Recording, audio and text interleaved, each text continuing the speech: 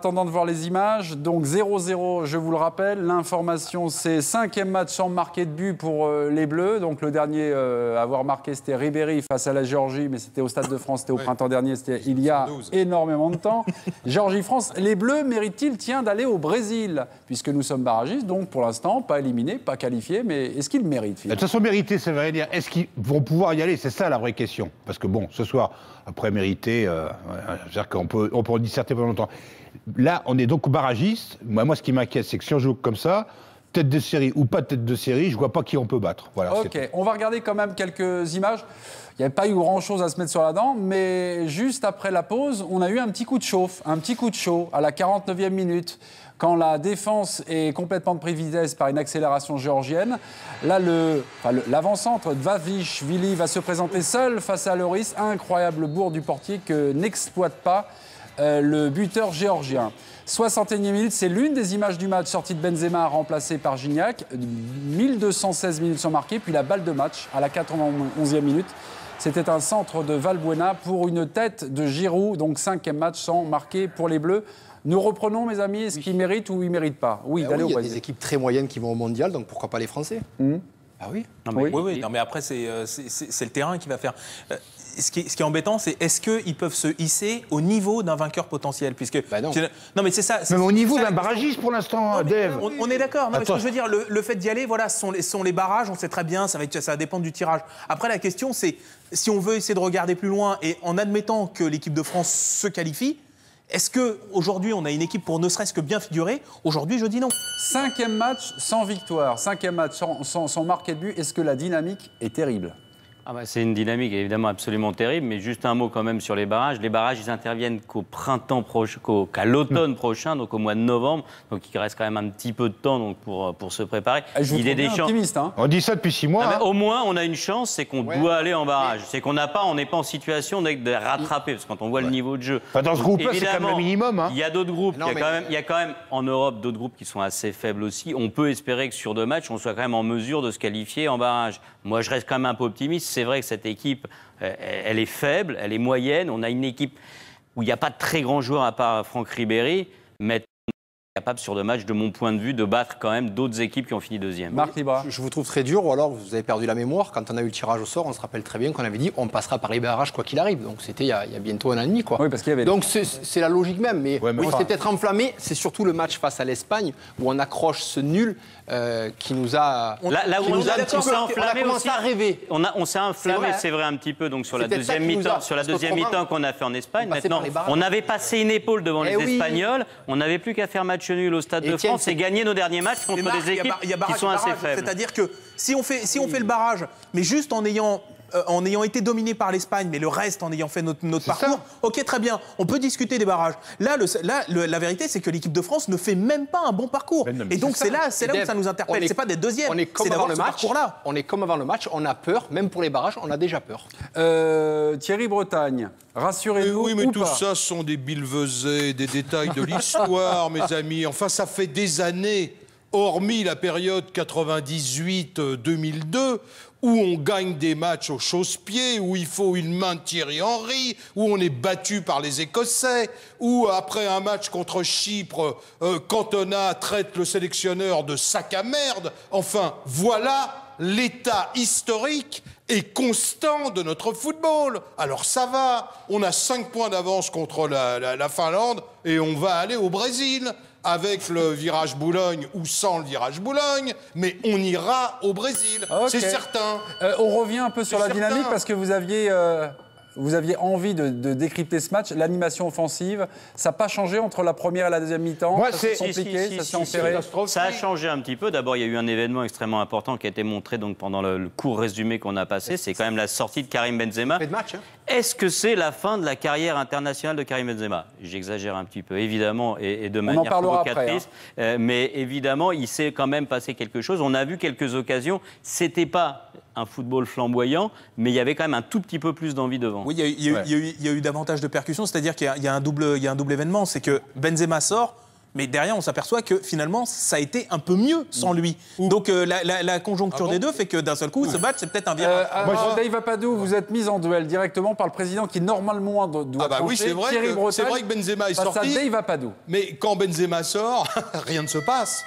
C'est-à-dire que Giroud échoue, que Gignac essaye. Et puis, on voit aussi une chose extraordinaire, c'est que Ribéry disparaît à un shoot près après en deuxième mi-temps. Parce que le départ de Benzema, ça a été aussi la mort clinique en deuxième mi-temps de Ribéry. Bravo, les gars. Bravo. Dave. Bon, alors, tu dis... Non, mais il a été bon, Ribéry, en deuxième mi-temps. Non, mais attends, t'as eu tes 30 secondes. Non, il en a eu 20. Oui, bon, ce que je veux dire, c'est que si tu dis que Giroud a échoué, que Gignac aussi, ça veut dire qu'au moins, ils ont tenté. Ce qui est une première nouveauté, si tu veux. On part de tellement bas dans une première mi-temps où il n'y a eu absolument aucune tentative que le simple fait de tenter et d'échouer, il y a le gardien qui fait un arrêt assez exceptionnel 2 fois en fin de match. Le simple fait de l'avoir contraint à ça, mine de rien, c'est déjà une amélioration par rapport à ce qu'on avait vu avec Benzema. Donc je suis d'accord, ça ne nous place pas au niveau d'une grande équipe, mais enfin, c'était un tout petit peu mieux. Jean-Michel, c'est vous qui allez trancher. Plutôt Dave ou plutôt le président? Moi, je suis plutôt Dave, mais... Dave Apadou. Bien sûr, Dave Apadou. Mais moi, ce soir, c'est l'équipe de France à la télé, c'est la grande vadrouille. C'est-à-dire que c'est un film que vous avez l'impression d'avoir vu à chaque fois que c'est l'équipe de France, oui, c'est Bourvil de Funès. C'est-à-dire que vous connaissez l'histoire, vous savez que ça finira toujours de la même façon. Mais c'est beaucoup moins rigolo à regarder. Et c'est beaucoup moins rigolo à regarder. Donc, moi c'est quand même, je vous trouve, à la fin... rappelons quand même une chose. Nos amis géorgiens, 97e nation mondiale, ouais. Une victoire sur leurs 20 derniers matchs de qualification à la Coupe du Monde. Et ce soir, on est quand même, malgré tout, à un moment, été capable d'avoir été la deuxième victime de cette équipe de Géorgie. Moi, je vous trouve très optimiste, je trouve ça très préoccupant. Ok, interruption de séance, nous allons enchaîner sur le thème. Donc Karim Benzema sorti par Didier Deschamps à la 61e minute. Nous avons fait les comptes avec Karim Benzema.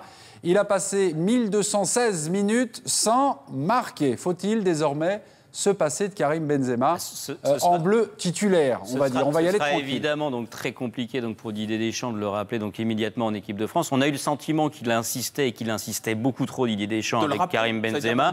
Là, il a donné un signal très fort, c'est-à-dire qu'il l'a remis titulaire, donc preuve de confiance, peut-être même d'inconscience aussi, et finalement il choisit de le sortir lui plutôt que Giroud pour faire rentrer Gignac. C'était un signe très fort. On a vu d'ailleurs que Benzema est sorti sans serrer la main de Didier Deschamps, en faisant la gueule. Bon, encore une fois, ça en est assez habitué. Oui. Donc pour le coup, là, c'est un vrai signe fort.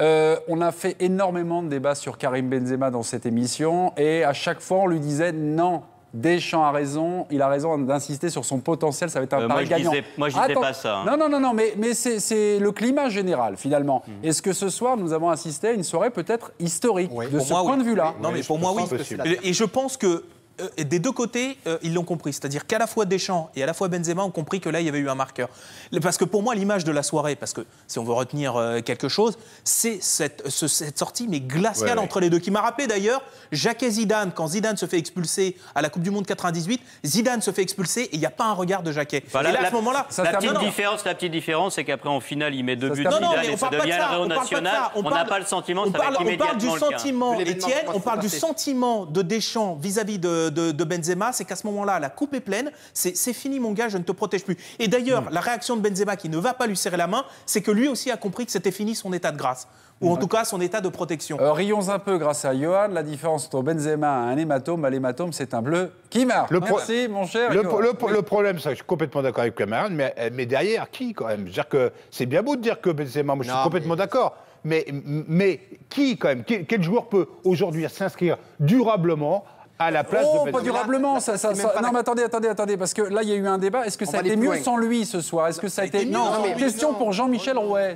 Non, le match c'était mieux sans lui. Le match de toute façon était plus ouvert dans la dernière demi-heure, parce que nos amis géorgiens ont quand même aussi tenté un peu plus leur chance, ont contre-attaqué, ce qu'ils ne faisaient pas en première mi-temps. De dire que c'était beaucoup mieux sans lui. Un peu mieux. Faut-il se passer de Benzema? La réponse est oui, mais je vais aller un petit peu plus loin. Je pense que le vrai fautif, c'est quand même Didier Deschamps qui s'obstine à le mettre et qui l'a flingué tout seul. Parce qu'il a flingué Il a tué tout seul. On aura un petit débat donc sur c'est pas Deschamps. Deschamps n'a pas de souci, c'est Karim Benzema. Et tout le monde. Ouais, non, mais... je le prends comme un teasing, ce que vous allez dire, parce que vous allez développer votre propos dans quelques minutes. Ces déplacements sont-ils catastrophiques? Karim Benzema, oui ou non? Ah bah Thierry, on y va. Pas du tout de votre avis. Vraiment, on ne va pas faire porter le chapeau à Deschamps pour ce football français. Non, pas le débat Deschamps. Non, pas le débat Deschamps, on revient sur Benzema. Il y a eu un dézonage de Marc Libra. Comme les Français adorent les boucs émissaires, effectivement, il va servir aisément de bouc émissaire. Mais enfin, il faut quand même se résoudre à un constat d'évidence. Nous n'avons pas de milieu de terrain comparable aux Espagnols. Nous n'animons pas nos attaques. Notre football est démodé, archaïque. Thierry, il manque d'enthousiasme. C'est ça la réalité. Thierry, c'est pas Benzema, parce que Benzema, quand il est au Real Madrid, il met des buts. Allez, il met des buts. Un petit jaune pour vous, Thierry Bretagne. Vous avez je reviens. Voilà. Marc Libra. Il met des buts. Marc Libra, c'est une question indirecte pour vous, mon cher Marc Libra. Est-ce que c'est le problème de l'animation ou il y a déjà un problème inhérent simplement? Le problème Benzema, on l'a vu, il est sorti. Qu'est-ce qui s'est passé? Valbuena a repiqué un petit peu dans l'axe, il a commencé à avoir des occasions. Et on se laissait créer. Les ballons qu'on a vus, c'est. Mais après, certes, où le président a raison, Ribéry a disparu à partir de ce moment-là. Donc ça, c'est. On n'arrive pas à comprendre. Mais on a commencé à faire du jeu à la 65e. J'ai pas le sentiment que la disparition ça sera le mot de la fin d'Étienne. Qui est évoqué de Ribéry, que j'ai pas complètement vu, donc en tout cas pas au même niveau que vous, soit la conséquence du retrait de Benzema. J'ai pas eu le sentiment qu'en première mi-temps, ils combinaient si bien ensemble. Étienne, on file directement justement sur la case Ribéry. Est-ce la seule satisfaction française?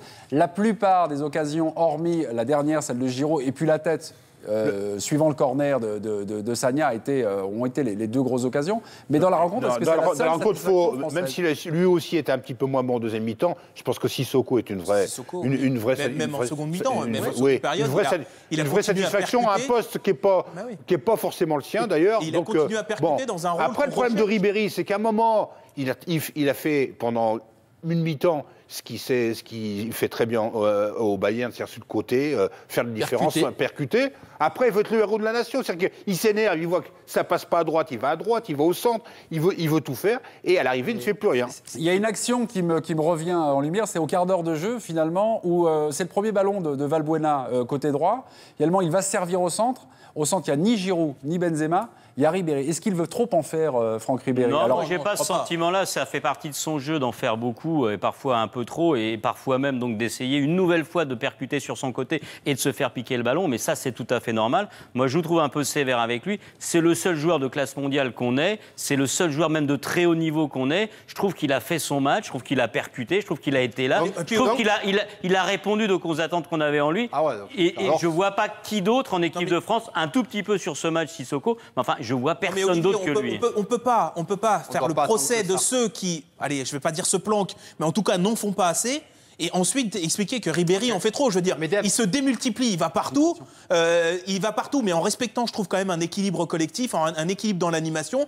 Franchement, c'est quand même pas le premier à blâmer. On loue sa générosité, mais il y a quelque chose peut-être qui va être débattu ce soir avec Ribéry. Est-ce que c'est un peu la République des copains? Au sens où finalement, les ballons qu'il donne, c'est souvent à Benzema. Et il recherche souvent Benzema. Moi, ça a été un petit peu le débat qu'on a eu à la mi-temps. Moi, je n'ai pas vu ça donc, sur la première mi-temps. Je n'ai pas vu ça donc, sur le début de la deuxième mi-temps où il y avait Benzema. C'est vrai que ça existait, je suis d'accord avec Marc, à un moment donné en équipe de France. Je n'ai pas senti ça sur ce match. Je n'ai pas senti ça sur ce match. J'ai senti plutôt qu'il était disponible et qu'il gardait aussi un petit peu le ballon pour lui. Mais ça fait partie de son jeu, on en a besoin. Je vous écoute tous les deux sur Ribéry. Vous êtes content de Ribéry, donc. C'est magnifique. Vous dites que c'est le seul joueur français qui fait la différence, mais il doit nous apporter plus quand même. On est d'accord. Non, mais alors, on peut faire jouer à 1 contre 11 aussi, Marc Tanguy. Je dis pas ça. Mais arrête, tu rigoles. Il doit nous apporter un peu plus. Moi, je ne suis pas satisfait. Excusez-moi. Duel dans l'équipe du soir entre Marc Libra, Dave Apadou, ça sera tranché par Thierry Bretagne. C'est parti, ce qui doit en faire plus, oui ou non. Voilà, Marc Libra, allez, vous commencez cette fois-ci et vous regardez les yeux dans les yeux Dave Apadou. Il y aura du sang, je vous l'assure. Moi, j'attends beaucoup plus d'un Franck Ribéry. Ce qu'il arrive à montrer avec le Bayern, après on nous vante les mérites de Ribéry, j'attends beaucoup plus. Certes, il a été peut-être le meilleur Français, pour moi ça a été Sissoko, mais on doit faire plus. Ses accélérations sont tranchantes. Il joue quand il a envie. Il s'est rendu compte qu'en première période, il a fait 3-4 accélérations. Après, il s'est retiré. Le repli défensif, il n'y en a pas forcément parce qu'au Bayern, on lui fait parce que derrière, il y a du costaud. Là, on en avait besoin. Il n'a pas fait. Et puis après, je suis désolé, il y a cette relation avec Benzema. Benzema sort et tout à coup, il disparaît le garçon, il se met en retrait, on le voit plus et on peut pas dire non. Bon, alors il y a 2 secondes, on posait la question, est-ce que Ribéry en fait trop là d'un seul coup? Il en fait pas assez, donc bon, faudra quand même qu'on m'explique. Non, mais qu'on m'explique. Bon, alors si on attend de Ribéry contre la Géorgie qu'il soit un très bon défenseur, c'est qu'on n'a rien compris au match. Donc si je comprends bien, il a fait des différences. C'est le seul à en faire, mais c'est pas assez. Il en a fait combien? Il en a fait 2 en première mi-temps. Il en a fait plusieurs fois. Il en a fait plusieurs fois. Ensuite, c'est